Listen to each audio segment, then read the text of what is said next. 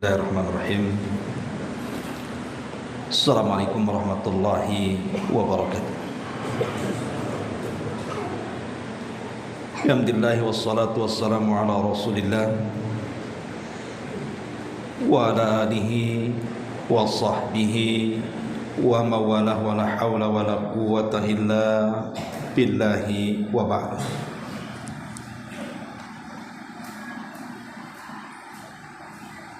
Alhamdulillah di malam hari ini kita bisa melanjutkan kajian Kitab Tauhid dan kita masuk pada bab As-sabru ala aqdarillahi azza wa jalla. Sabar menghadapi takdir-takdir Allah subhanahu wa ta'ala. Allah subhanahu wa ta'ala berfirman, ma asaba min musibatin illa biidnillah wa man yu'min billahi yahdi qalbah wallahu bikulli syai'in alim. Tidak ada satu musibah yang menimpa seseorang kecuali terjadi dengan izin Allah subhanahu wa ta'ala. Dan barang siapa yang beriman kepada Allah, niscaya dia akan memberikan petunjuk kepada hatinya. Dan Allah maha mengetahui segala sesuatu. At-Taghabun ayat 11. Berkata Imam Alqamah rahimahullahu ta'ala, seorang ulama tabi'in, ketika memberikan catatan kepada ayat ini, huwa ar-rajulu tusibuhul musibatu faya'lam annaha min indillah fayarda wa yuslim. Yaitu orang-orang yang ketika ditimpa musibah, ia meyakini bahwa musibah itu semua datang dari Allah, lalu ia pun pasrah dan juga redha. Hadirin dan hadirat yang dimuliakan Allah subhanahu wa ta'ala, bab ini bab yang sangat penting sekali, bicara tentang sabar. Dan Ali radhiyallahu anhu mengatakan, sabar itu karra'si ala sairil jasad, posisinya sama dengan kepala dari seluruh jasad manusia. Anda bisa bayangkan orang tanpa kepala pasti tidak akan hidup. Maka begitu juga manusia hidup tanpa sabar, maka seolah-olah dia jasad yang tanpa ruh.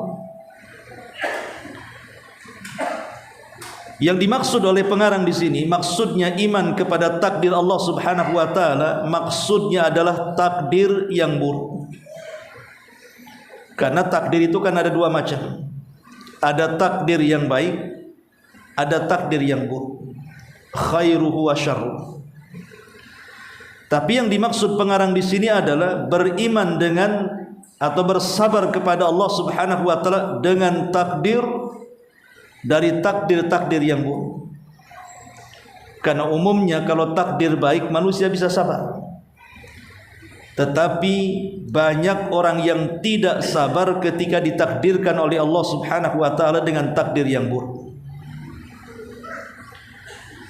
Dan kalimat sabar itu sendiri diambil dari kata al-habsu, menahan. Menahan akan tiga perkara.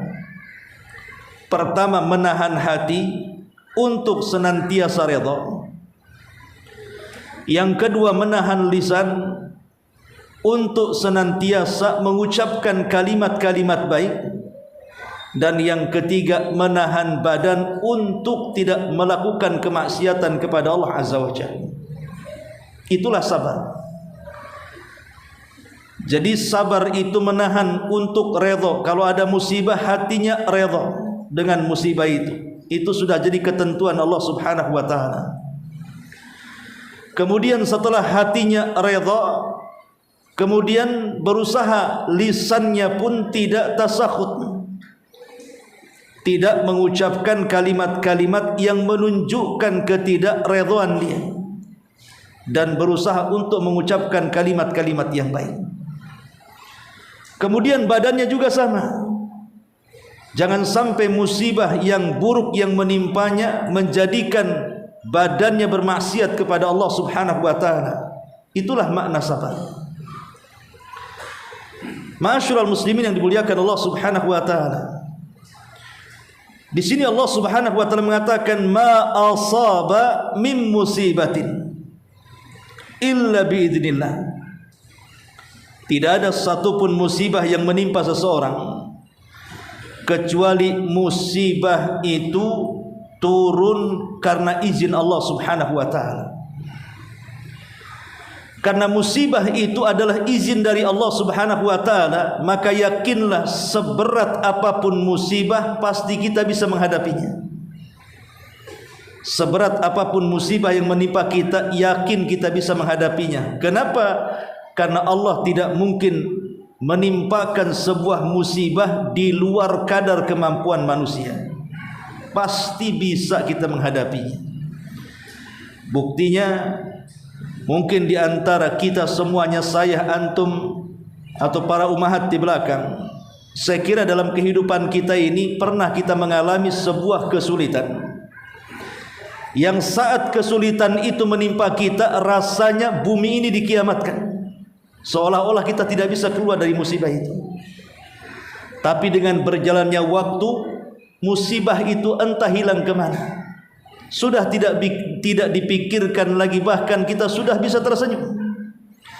Itu menunjukkan Allah tidak menimpakan musibah kecuali berdasarkan kemampuan hambanya. Sebab kalau seandainya Allah menimpakan musibah di luar kemampuan hambanya, sudah banyak orang yang gila, sudah banyak orang yang mati bunuh diri. Tapi nyatanya tidak. Hanya segelintir orang yang lemah imannya yang melakukan seperti itu. Karena kita tahu bahwa musibah itu oleh Allah Subhanahu wa taala diturunkan berdasarkan kadar iman seseorang. Kalau imannya kuat, musibahnya kuat. Kalau imannya lemah, maka musibahnya pun lemah. Ma'asyiral muslimin yang dimuliakan Allah Subhanahu wa taala, bicara tentang sabar, sebagaimana yang ma'ruf para ulama sudah membaginya, sabar itu terbagi menjadi 3. As-sabru 'ala ta'ah, sabar di saat kita menjalankan perintah. Yang kedua, as-sabru 'alal ma'siyah, sabar dikala kita menjauhi maksiat. Kemudian yang ketiga, as-sabru 'alal aqdar, atau as-sabru biqada'i wal qadar, sabar ketika menghadapi ketentuan-ketentuan dan takdir-takdir Allah Subhanahu wa taala. Sabar ketika melaksanakan sabar ketika melaksanakan ketaatan. Ini penting, karena kalau orang tidak sabar, maka dia tidak mungkin melakukan ketaatan. Antum kalau tidak sabar, tidak mungkin hadir di majelis ini. Begitu juga sabar ketika meninggalkan kemaksiatan. Ada orang yang berzina, sabar untuk tidak berzina. Ada orang yang minum khamar, kita sabar untuk tidak ikut minum khamar. Ada orang yang bergibah, sabar kita untuk tidak ikut gibah. Lah, dua sabar ini memang perlu mujahadah, perlu istiqamah. Kemudian yang ketiga, inilah yang kita bahas, as-sabru ala qada'illahi wa qadari, sabar ketika menghadapi takdir dan ketentuan Allah, baik takdir yang baik ataupun takdir yang buruk. Ma'asyiral muslimin yang dimuliakan Allah Azza wa Jalla, perhatikan perkataan Alqamah di sini ketika memberikan catatan kepada surah At-Taghabun ayat 11. Apa kata Alqamah? Huwa ar-rajulu tusibuhul musibatu faya'lam annaha min indillah fayarda wa yuslim. Ayat ini menceritakan tentang seseorang yang ketika ditimpa musibah, dia yakin bahwa musibah itu datang dari Allah, maka dia pun redha, kemudian dia mempasrahkan diri atas takdir yang sudah menimpanya. Manusia menghadapi takdir buruk itu kan ada 4 kelompok. Manusia di hadapan takdir yang buruk itu terbagi menjadi 4 kelompok. Kelompok yang pertama, la yarda wa la yasbir, tidak redha dan tidak sabar.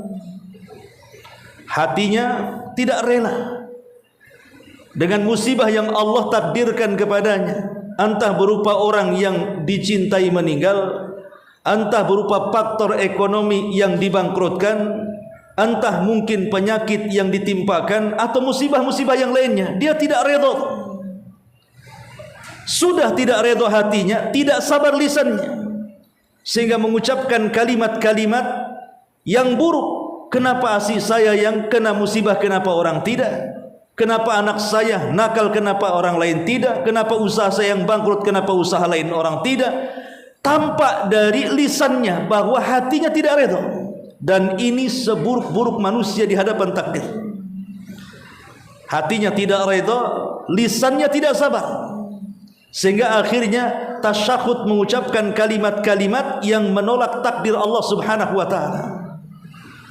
Kelompok yang kedua, yarda wa la yasbir. Boleh jadi hatinya redha, boleh jadi hatinya redha, tetapi lisannya seolah-olah tidak redha. Jadi nampak mungkin badannya itu ketika kena musibah, nampak kekar menghadapi musibah, nampak kuat ketika menghadapi musibah. Tapi ketika kemudian disinggung, maka keluar semua isi hatinya. Lah ini tingkatannya mungkin lebih rendah daripada yang kedua, yang pertama tadi.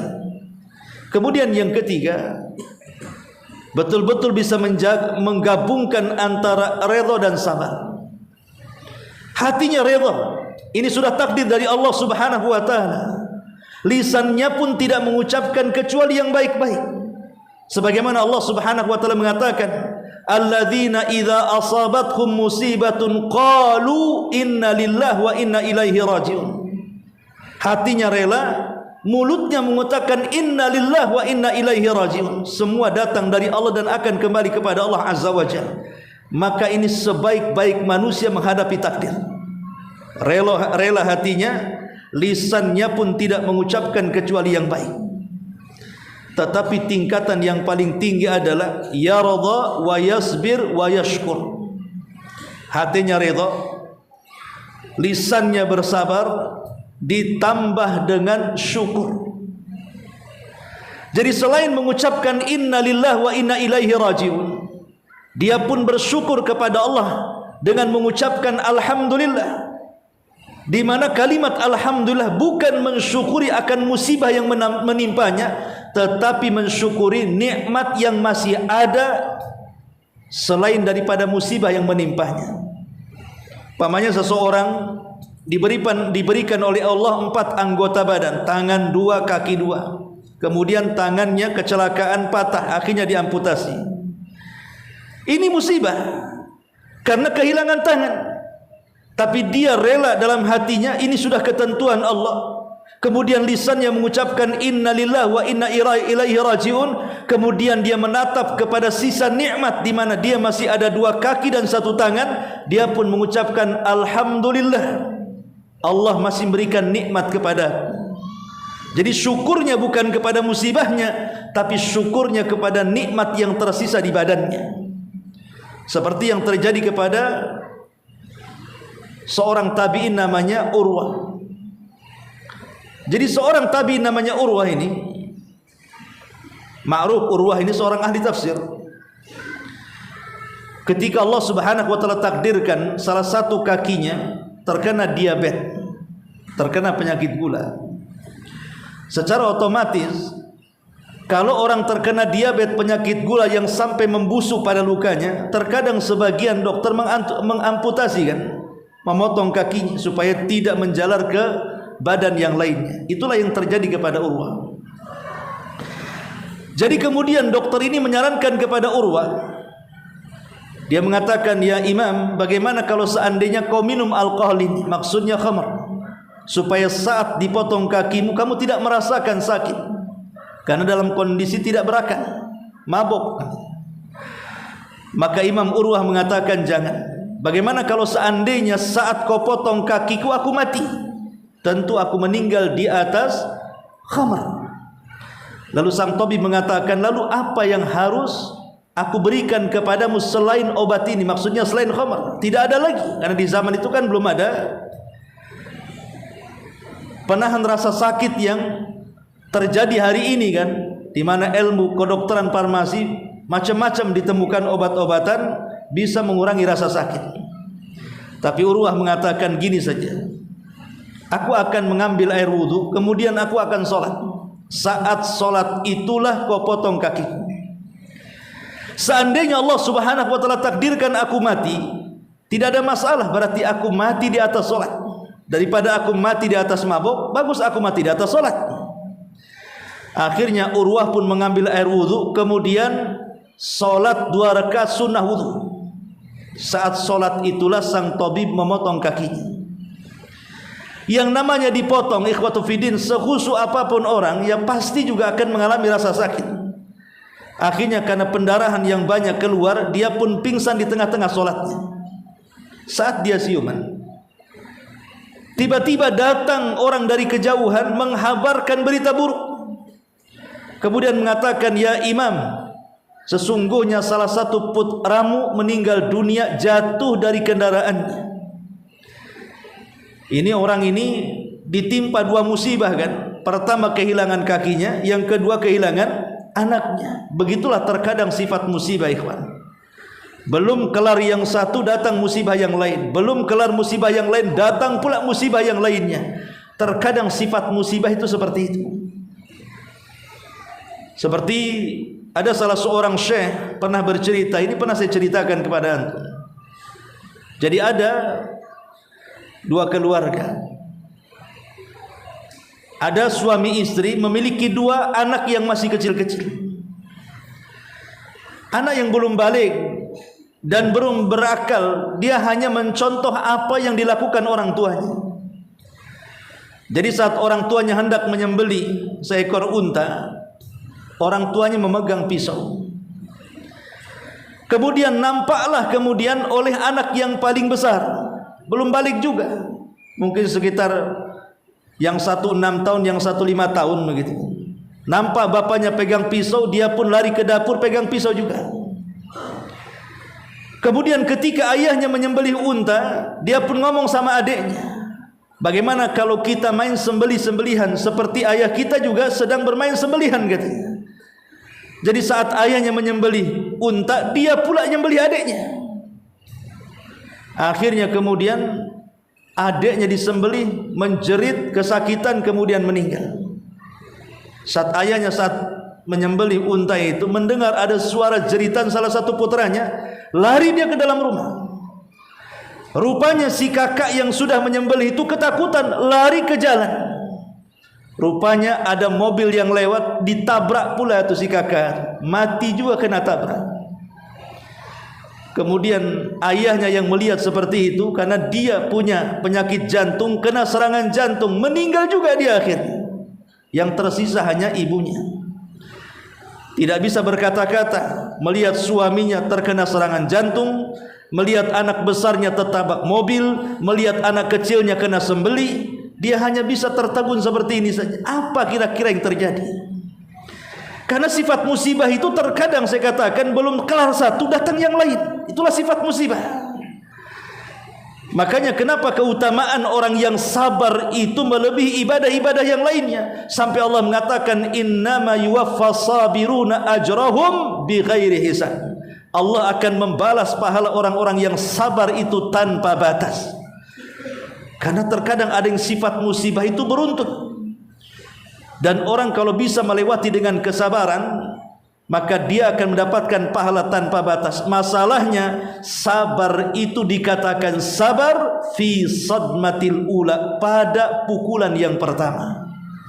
Di zaman Nabi ada seorang wanita tua yang sedang menangis karena salah satu putrinya meninggal dunia, dan dia terus duduk di kuburan, tidak mau pulang, seolah-olah dia ingin masuk juga ke kuburannya, karena itu salah satu putrinya yang meninggal.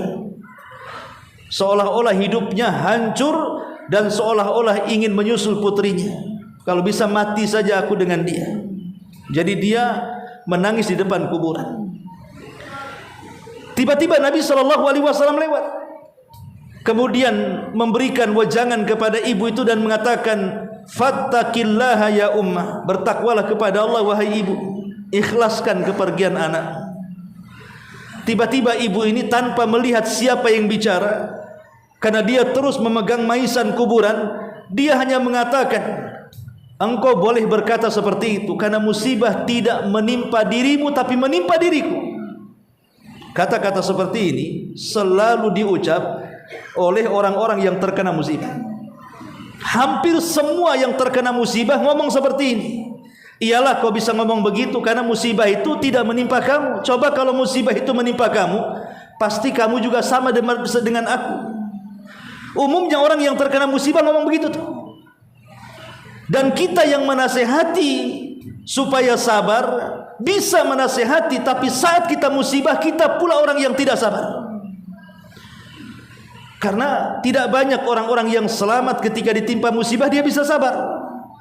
Makanya ibu ini mengatakan, iyalah kau wajar ngomong begitu, karena musibah ini tidak menimpa dirimu, tapi sedang menimpa diriku. Wanita ini miskin, tidak sadar bahwa musibah yang menimpa dia tidak ada apa-apanya dibandingkan musibah yang menimpa Nabi. Dia tidak sadar bahwa musibah yang menimpa kita itu tidak seberat musibah yang menimpa Nabi. Tapi begitulah orang-orang yang tidak sabar, asal ngomong bicaranya. Maka Nabi SAW akhirnya pergi, karena yang dihadapi mama kan begitu ya. Pergi sajalah, biarkan dia. Ketika kemudian Rasul sudah pergi, datang Abu Bakar Siddiq radhiyallahu anhu dan mengatakan kepada ibu itu, dan mengatakan, wahai ibu, kenapa kau tidak sopan bicara dengan Nabi SAW? Baru dia tersadar, oh itu Nabi. Kata Abu Bakar, iya itu Nabi. Maka dia merasa bersalah, langsung kemudian berdiri dan menyusul Nabi SAW. Ketika sampai di pintu rumahnya, dia tidak mendapatkan adanya bawabah. Bawabah itu kayak satpam, security, tidak ada. Rumah Nabi itu tidak ada satpam. Rumah Nabi tidak ada security. Rumah Nabi blang-blong, semua orang bisa masuk. Sekarang baru tingkat lurah saja security-nya banyak. Maka kemudian wanita ini masuk menemui Rasul dan minta maaf. Kemudian Nabi SAW mengatakan, inna sabra fi sadmatil ula. Ingat, orang itu dikatakan sabar saat terkena musibah itu pada pukulan musibah yang pertama. Hari ini musibah, hari ini kita sabar. Kalau sudah lewat sebulan 2 bulan, itu bukan sabar lagi, udah kadong. Kayak anak santri, kalau pertama dimasukkan ke pesantren, wah nangis tuh, sehari 2 hari nangis tuh. Karena biasa di rumahnya mungkin jadi anak ayah, anak ibu, kasurnya empuk, makannya enak. Masuk ke pesantren, stres dia, makanya banyak menangis. Tapi menangis itu cuman mungkin seminggu saja. Kalau sudah 3 bulan tak mau pulang, padahal lebih enak di rumah dibandingkan di pesantrennya. Itulah sabar itu ketika pukulan musibah yang pertama. Kalau sudah lewat, ya gimana, udah lewat masalahnya. Karena mengeluh itu tidak ada gunanya, tidak akan mengembalikan musibah. Orang mengeluh karena kematian tidak menjadikan orang mati hidup. Mengeluh karena sebuah ekonomi tidak menjadikan kemudian tiba-tiba kembali uang yang hilang. Rumah yang terbakar tiba-tiba kembali lagi. Mengeluh itu tidak ada gunanya, karena tidak akan mengembalikan nikmat yang ada. Maka yang terpenting adalah jangan mengeluh. tetapi kembalikan musibah itu kepada Allah Subhanahu wa taala. Man taraka syai'an lillahi awadallahu khairan min. Siapa yang meninggalkan sesuatu karena Allah, maka Allah akan ganti sesuatu itu dengan yang jauh lebih baik.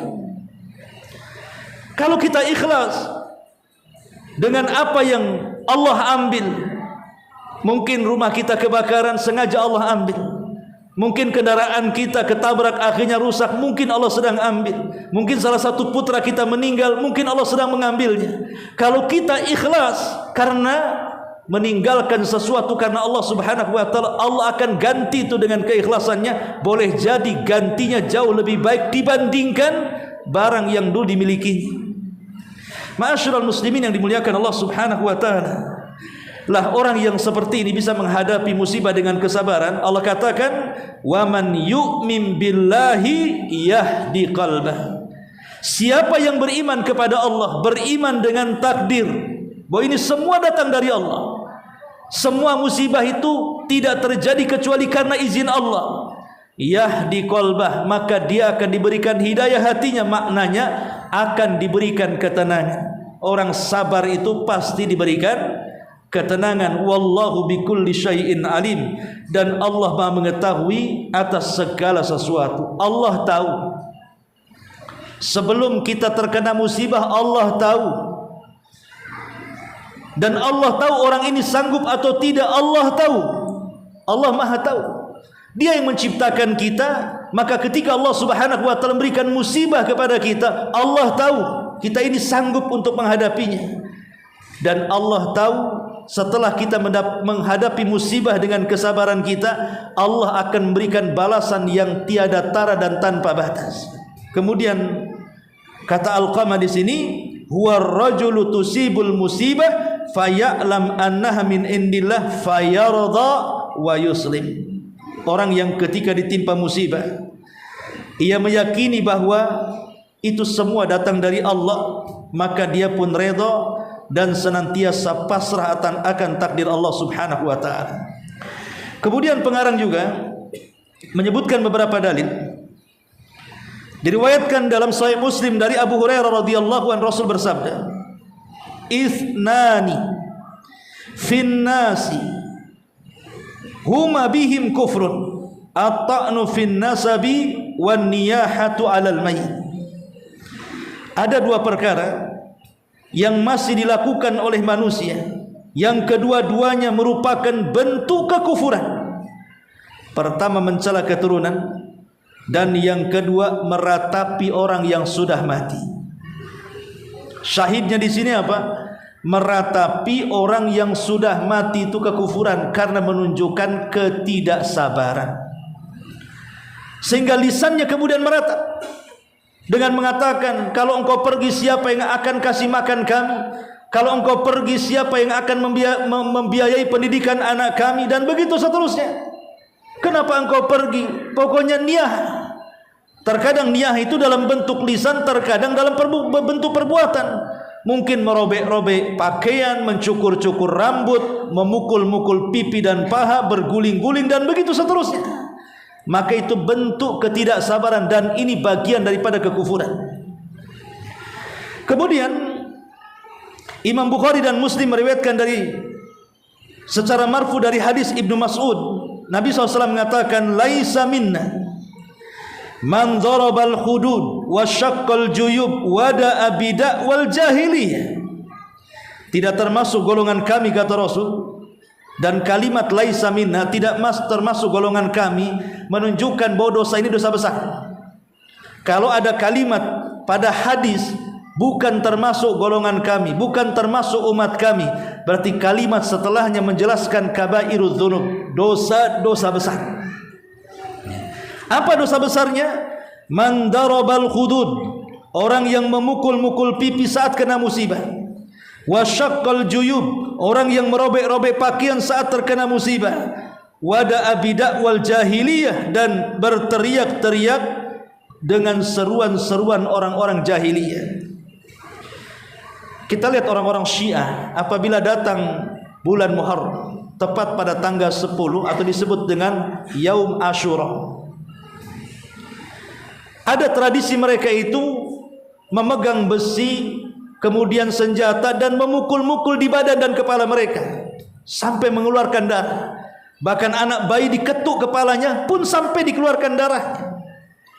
Alasan mereka satu, karena mereka sedang berkabung karena kematian Husain ibnu Ali ibn Abi Thalib di Karbala. Bahwa apa yang terjadi kepada Husain itu lebih berat dibandingkan apa yang mereka lakukan.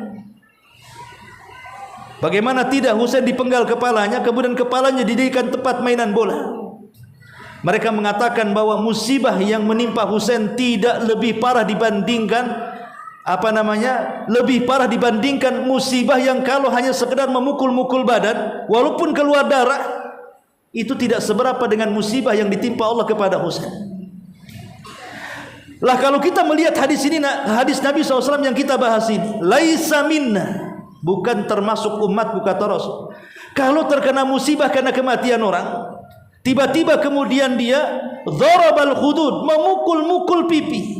Lihat orang-orang Syiah ketika Asyura mengenang kematian Husain, dipukulnya pipi, dipukulnya badan dengan besi-besi yang di tangan mereka. Terkadang dengan senjata, terkadang sengaja dikeluarkan darah dari badannya. Ini jahiliyah, ya. Wasyaqqal juyub, merobek-robek pakaian. Kemudian wada'a bidakwal jahiliyah, berteriak-teriak seperti orang jahiliyah. Tiga sifat ini ada pada orang-orang Syiah saat perayaan Karbala di tanggal 10 Asyura. Menyelisih hadis Nabi SAW. Harusnya mereka bersabar, harusnya mereka berdoa kepada Allah Subhanahu wa taala seperti yang Rasul ajarkan kepada Ummu Salamah radhiyallahu anha. Saat meninggal Abu Salamah, Rasul datang kepada Ummu Salamah dan mengatakan, berdoalah engkau kepada Allah wahai Ummu Salamah, Allahumma hjurni fi musibati wa akhlufli khairan min ahli. Ya Allah, balaslah dengan balasan yang baik akan musibah yang menimpaku, dan gantikan dengan gantikan yang jauh lebih baik dari musibah yang sedang kuhadapi. Lihat bagaimana Nabi mengajarkan kepada Ummu Salamah. Jadi kalau kita terkena musibah, entah barang kita hilang, kesehatan kita terganggu, orang yang kita cintai meninggal, dan musibah-musibah yang lainnya, berdoalah kepada Allah, Allahumma hjurni fi musibati. Ya Allah, berikan pahala akan musibah yang sedang menimpaku. Berhusnudzon kepada Allah, karena Allah itu akan bersama prasangka kita. Kalau prasangka kita baik dengan Allah, maka Allah akan baik dengan kita. Kalau prasangka kita buruk dengan Allah, maka Allah pun akan buruk dengan kita. Kalau kita terkena musibah, kemudian kita berprasangka baik, boleh jadi musibah ini untuk menggugurkan dosa-dosa yang pernah saya lakukan. Boleh jadi musibah itu Allah hendak mengangkat derajat kita kelak di sorga. Boleh jadi dengan musibah ini Allah hendak memberikan pahala yang banyak kepadaku. Boleh jadi balik musibah itu ada hikmah yang saya tidak tahu. Berhusnudzon kepada Allah. Maka Rasul mengatakan dalam hadis qudsi, Allah berfirman, ana ma'adhanni abdi bi, aku akan bersama prasangka hambaku kepadaku. Kalau dia berprasangka baik, aku akan baik kepadanya. Tapi kalau dia berprasangka buruk, Allah pun tidak akan berbuat baik kepadanya. Ma'asyiral muslimin yang dimuliakan Allah Azza wa Jalla. Kemudian yang selanjutnya diriwayatkan dari Anas, Nabi SAW bersabda, idza aradallahu bi 'abdihi al-khaira ajjalallahu bil uqubati fid dunya wa idza arada bi 'abdihi syarra amsaka anhu bi dzambihi hatta yuwafi bihi yaumal qiyamah. Apabila Allah menghendaki kebaikan kepada hambanya, maka ia percepat hukuman baginya di dunia. Dan apabila ia menghendaki keburukan kepada seorang hambanya, maka terkadang ia tangguhkan dosanya sampai ia penuhi balasannya, kelak mereka akan diadab pada hari kiamat. Tapi walaupun demikian, kita tidak boleh berdoa kepada Allah untuk minta diberikan ukubah di dunia. Jangan kita katakan, ya Allah, kalau seandainya engkau hendak menyiksa aku di neraka, jangan kau siksa aku di neraka, siksalah aku di dunia, supaya aku ketika mati aku sudah tidak berdosa. Tidak boleh kita mengucapkan kalimat ini. Karena di zaman Nabi SAW ada yang mengucapkan kalimat ini. Dia minta disegerakan hukumannya di dunia supaya di akhirat sudah tidak ada dosa. Maka Rasul mengatakan, innaka lan tastati, engkau tidak akan sanggup menerima ujian Allah di dunia. Boleh jadi ketika dia sudah berdoa seperti itu, betul-betul Allah berikan ujian, dia tidak sabar, akhirnya mengeluarkan kalimat kufur. Karena ingat bahwa apabila orang sudah sedang diuji oleh Allah, terutama mungkin penyakit yang parah, ya, ketika dia masih sehat, dia ingin sabar ketika ditimpa musibah. Bahkan dia paling cakap menasihati saudaranya yang terkena musibah untuk sabar. Ketika musibah giliran terkena dia, belum tentu dia bisa bersabar. Karena orang yang saat detik-detik sakaratul maut, di tengah-tengah sakit yang menimpa dan deritanya, itu pasukan setan yang datang jauh lebih banyak dibandingkan para malaikat. Karena setan atau iblis dan bala tentaranya hanya punya satu kesempatan kepada dia, jangan sampai dia mati husnul khatimah. Maka dibuatnya dia putus asa dari rahmat Allah Subhanahu wa taala supaya dia mati suul khatimah. Makanya Rasul mengatakan, innaka lan tastati, engkau tidak akan sanggup menerima ujian dari Allah di dunia. Tetapi kata Rasul, walakin qul, tapi katakanlah, Rabbana atina fid dunya hasanah wa fil akhirati hasanah wa qina adzabannar. Ya Allah, berikan kepadaku dunia yang baik. Ya Allah, berikan kepadaku akhirat yang baik. Ya Allah, berikan kepadaku agar aku diselamatkan dari azab neraka. Tetap kita optimis meminta kebaikan. Dan yang terakhir, Nabi SAW bersabda, inna idhamal jaza ma idhamil bala, wa inna allaha idha ahabba qauman ibtalahum, faman radiya falahu ridha wa man sakhita falahu suht.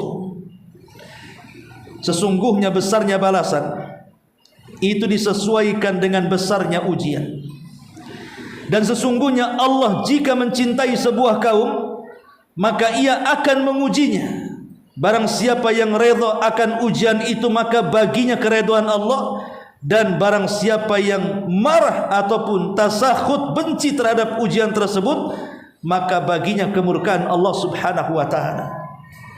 Ingat, besarnya balasan disesuaikan dengan besarnya ujian. Makin besar ujian, makin banyak pahala. Makin besar ujian dan kita bisa bersabar, berarti surga lebih dekat kepadanya. Tapi sekali lagi bahwa terkadang kita ini mudah tidak sabar. Hanya ketika sehat kita mampu mengucapkan sabar, ketika sakit rupanya kita menjadi orang yang tidak sabar. Lalu bagaimana caranya supaya kita ini bisa sabar? Ada beberapa perkara, kata para ulama, hal-hal yang bisa membuat kita ini sabar. Yang pertama, anta tadzakkar ayyuhas sabir ajruka indallah. Ketika kita terkena musibah, berpikirlah bahwa di balik musibah ini ada pahala besar di sisi Allah Subhanahu wa taala. Orang kalau tahu keutamaannya, orang akan terdorong untuk mengamalkannya. Kalau orang tidak tahu keutamaan sesuatu, orang malas untuk mengamalkan sesuatu. Ingat ketika kena musibah, ingat balasan orang-orang yang sabar. Yang kedua, ya, saat kita kena musibah adalah anta tadzakkar sabrul anbiya was sahabati wat tabi'ina was salihin. Ingat bahwa orang terbaik sebelum kita, para nabi, para rasul, para syuhada, mereka lebih dulu diuji oleh Allah dan mereka sabar. Maka supaya kita ini bisa sabar, lihatlah kondisi para nabi. Kalau kita anak-anak kita meninggal dunia, lihat nabi. Anak-anaknya meninggal dunia dan dialah yang menguburkannya, kecuali Fatimah. Kalau memang kita ini ditimpa banyak penyakit, lihat Nabi Ayub, dan begitu seterusnya. Kemudian yang ketiga, antashura bima'iyatillahi azza wajalla. Hendaklah merasakan saat kita sabar, sesungguhnya Allah sedang bersama kita. Karena Allah mengatakan, wallahu ma'as sabirin, Allah akan bersama orang-orang yang sabar. Kemudian yang keempat, anta'lama annallah sayajma' bainaka wa baina man zalamaka. Kalau memang kita ini ditimpa musibah, boleh jadi kita dibuli orang, difitnah orang, digibah orang, dihina orang, diambil hartanya oleh orang, bahkan boleh jadi diambil darahnya. Ingat bahwa nanti pada hari kiamat kita akan berjumpa dengan orang yang mendolimi kita. Di dunia kita tidak bisa membalas, tapi di akhirat Allah akan pertemukan kita dengan dia, dan Allah akan mengadili dengan seadil-adilnya. Sehingga tumbuh perasaan sabar. Tidak apa-apalah, di dunia saya tidak bisa membalas, tapi di akhirat Allah pasti membalas. Tumbuh rasa sabar. Kemudian juga yang kelima, anta tadzakkar sabral kuffari ala kufrihim wal iyadu billah. Hendaklah melihat bagaimana orang kafir bisa sabar dengan kekafirannya. Masa kita tidak sabar dengan keimanannya? Orang kafir bisa sabar dengan kekafirannya, sampai mati mereka di atas kekafiran. Mereka bisa sabar. Kenapa kita dengan keimanan yang kita raih kita tidak sabar? Lihat orang kafir bisa sabar dengan kekafiran, masa kita harus tidak sabar? Ini juga salah satu bentuk supaya kita bisa sabar. Kemudian yang keenam, anta'lam annal faraj qaribun. Ingat, kalau kita ditimpa musibah, ketahuilah bahwa kebahagiaan telah dekat menyapa kita. Inna ma'al usri yusra. Inna ma'al usri yusra. Setiap kesulitan itu akan datang kemudahan. Kemudian yang nomor 7, anta'lama anna kulla bani adam mubtala. Ingat bahwa setiap anak Adam tidak lepas dari musibah. Tidak ada manusia hidup pasti kena musibah. Tidak para nabi, tidak para sahabat, tidak orang-orang saleh. Semua manusia pasti akan terkena musibah, karena kita berada di alam musibah. Kalau kita tidak mau kena musibah, ya masuk surga saja. Tapi masuk surga itu bukan jalan yang mudah, harus melewati rintangan musibah-musibah dunia. Kemudian yang nomor 8, an yakuna laka atau an yudzakiruka billah wa yukhaffif ankal alamak fa innal mar'a bi ikhwani. Hendaklah mengingatkan dirimu dengan Allah. Saat kena musibah, ingat Allah. Banyak-banyak berzikir kepada Allah supaya Allah bisa meringankan penyakitmu, musibahmu. Minta kepada Allah, berdoa kepada Allah agar diangkat musibah ini. Karena Allah yang menurunkan musibah, Allah juga yang mengangkat musibah. Jangan mengadu kepada selain Allah. Orang kena musibah ngadu ke Facebook. Facebook orang kafir yang buat. Orang kena musibah datangi orang mengeluh depan orang. Makhluk itu tidak akan bisa menyingkap musibah. Maka mintalah kepada zat yang menurunkan musibah agar musibah kita diangkat. Kemudian yang nomor 9, antardha bima qasamallahu lah. Tanamkan perasaan ridha dengan pembagian yang Allah sudah bagi-bagi kepada makhluknya. Terkadang Allah memberikan rizki yang baik, terkadang Allah memberikan rizki yang tidak baik. Semua datang dari Allah pembagian ini, dan Allah tahu maslahat. Kenapa Allah bagi-bagi manusia hidup seperti ini? Karena dalamnya ada hikmah Rabbani. Terkadang ada orang sakit sengaja tidak disembuhkan, sebab kalau sembuh bisa dia kufur.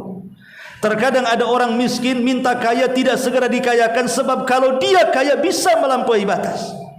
Ada hikmah yang kita tidak tahu. Makanya kita redha dengan pemberian Allah Subhanahu wa taala. Dan yang terakhir, yang ke-10, di antaranya tudzakkir al-maut wastish'aru haqarati hadhihi dunya allati la tusawi indallahi janaha ba'udha. Hendaklah mengingat kematian. Orang susah kalau ingat mati lapang, tapi orang kaya kalau ingat mati makin sempit dadanya. Karena orang susah kalau ingat kematian lapang. Kenapa? Tidak apa-apa susah di dunia, tapi jangan susah di akhirat. Masih ada kesempatan untuk senang. Tapi orang kaya kalau ingat mati sesak dadanya, sebab kematiannya meninggalkan rumahnya, meninggalkan kebunnya, meninggalkan ATM-nya, meninggalkan investasinya di dunia. Sesak dadanya. Kalau saya mati jadi warisan ahli warisnya. Kalau saya mati ini gedung pindah sama anak-anak saya. Sesak dadanya dia. Sehingga dua-duanya harus ingat mati. Orang kaya harus ingat mati. Ketika sesak dadanya, tidak mungkin dia menginvestasikan semua kekayaan di dunia. Orang miskin juga harus ingat mati, sehingga dia bisa redha dengan kemiskinannya, bahwa ada kehidupan setelah kematian. Dan ingat bahwa dunia ini hina, bahkan lebih hina, tidak setara dengan sayap nyamuk. Kata Rasul, kalau seandainya dunia ini punya manfaat walaupun seperti sayap nyamuk, tentu orang kafir tidak akan diberi minum walaupun sekali tegukan. Tapi karena dunia tidak ada manfaatnya, semua terlaknat, makanya orang kafir bisa hidup sesukanya di dunia. Tapi ingat, mereka hanya di dunia dan mereka tidak akan sampai ke akhirat. Wallahu a'lam bishawab. Subhanakallah bihamdika asyhadu an la ilaha illa anta astaghfiruka wa atubu ilaik. Allahu taala alam. Assalamualaikum warahmatullahi